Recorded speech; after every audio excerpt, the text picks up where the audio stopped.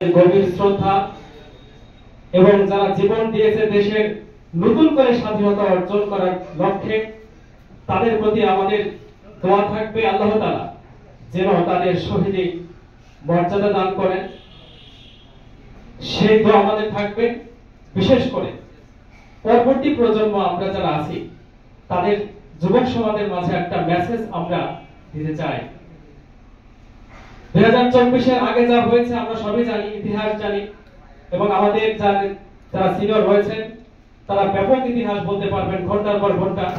আমরা যারা ইতিহাস পূর্বে পড়েছি আমরাও ঘন্টার পর ঘন্টা বলতে পারবো, কিন্তু আজকের এই সংক্ষিপ্ত বক্তব্যে এবং সংক্ষিপ্ত সময়ের মধ্যে আমরা মেসেজটা দিতে চাই, এই নতুন বাংলাদেশে আর যেন কোনো ফ্যাসিবাদের জন্ম না হয়, এই নতুন বাংলাদেশে আর যেন কোনো উগ্রবাদের জন্ম না হয়।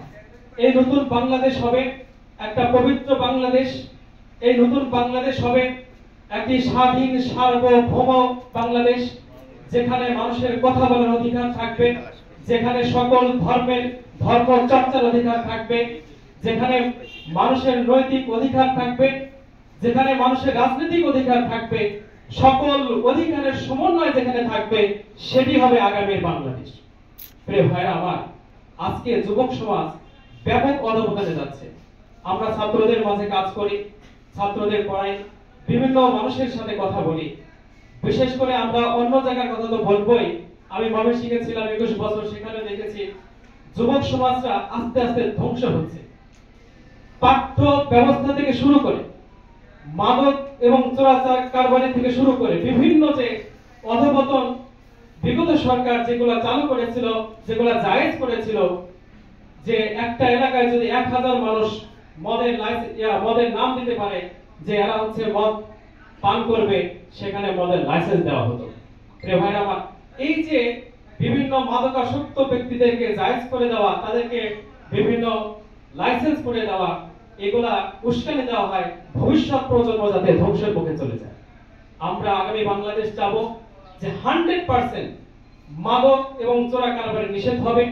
যুবক সমাজ ধর্মীয় নীতি অনুযায়ী, ধর্মীয় আদর্শের সাথে তারা মানুষ হবে এবং সরকারি যে অধিকার রয়েছে, মূল্যবোধ রয়েছে, সেই মূল্যবোধকে সামনে রেখে, অটুট রেখে তারা দেশকে পরিচালনা করবে। আমরা দেখি উপজেলা লেভেল হোক বা জেলা লেভেল হোক, যে কোনো সরকারি অনুদান আসুক, সেটা সাধারণ গরিব মানুষের কাছে পৌঁছতে বিভিন্ন এরিয়া, বিভিন্ন লোকেশন, বিভিন্ন রাস্তা ঘুরে সেখানে পৌঁছতে হয়। আমরা চাই যে জনগণের বিন্দুমাত্র অধিকার যাতে তাদের 100% অধিকার যাতে তাদের বাড়ি পর্যন্ত চলে যায়। আমরা বিশেষ করে বাংলাদেশ জামাত ইসলামের পক্ষ থেকে যাব যে যদি আমাদের কাছে দায়িত্ব আসে, আমরা 1% আমাদের পকেটে যাবে না। কোন টেন্ডারবাজি, চাঁদাবাজি থেকে শুরু করে নৈতিক হরণ থেকে শুরু করে কোন একটা কর্মকাণ্ড যাতে আমাদের দ্বারা সংগঠিত না হয়। আমাদের পক্ষ থেকে সকল রাজনৈতিক দলের প্রতি আমরা উদারত আহ্বান জানাবো যে এই জুলাই আগস্টের যে বিপ্লব, এই বিপ্লবের পর যদি আমরা সেই আগের কর্মকাণ্ডগুলোই করি, সেই আগের মতোই চাঁদাবাজি করি, আগের মতোই টেন্ডারবাজি করি, তাহলে আমাদের এই নতুন স্বাধীনতা এবং পূর্বের স্বাধীনতার সাথে ডিফারেন্সটা কোথায় হলো? আমরা সবার প্রতি উদারত আহ্বান জানাবো। এখানে রাজীবপুরের স্থানীয় যারা আছেন নেতাকর্মী এবং সবই শ্রদ্ধেয় ব্যক্তি এখানে রয়েছেন, তাদের প্রতি আহ্বান জানাবো, আপনাদের দলের মধ্যে যদি এরকম কোনো টেন্ডারবাজি, চাঁদাবাজি, ছিনতাই এরকম কোনো কিছু হয়, তাহলে আমরা নিজেরা আইন হাতে না তুলে দিয়ে নিজের দলের হোক আমরা সমানভাবে, সমান দৃষ্টিতে দেখে তাদের আইনের আওতায় তুলে দেব। এবং সর্বশেষ যেটা আহ্বান, আমাদের রাজীবপুরে আমরা দেখতে পাচ্ছি, বাংলাদেশে হচ্ছে যে স্কুলের মাধ্যমে, কৃষক সমাবেশের মাধ্যমে, বিভিন্ন মাধ্যমে অপরাজনীতি আবার মাথা তারা দিয়ে উঠছে। রাষ্ট্র তো সংস্কার হয়েছে, আবার নতুন করে রাষ্ট্র সংস্কার কি হবে? আমরা এখন রাষ্ট্র কনস্ট্রাকশন করতে চাই, পূর্ণ গঠন করতে চাই। পূর্ণ সংস্কার আবার কে করবে? এখানে যারা সংস্কার আছে, আমাদের আইন শৃঙ্খলা বাহিনী থেকেও আমরা অবহিত করব, এই সংস্কার ছাড়া অন্য থার্ড কোন সংস্কার পার্টি যদি আপনার কাছে যায়, তাহলে বুঝবেন যে এরা রাষ্ট্রের সংস্কার চাচ্ছে না, এরা রাষ্ট্রের ধ্বংস চাচ্ছে।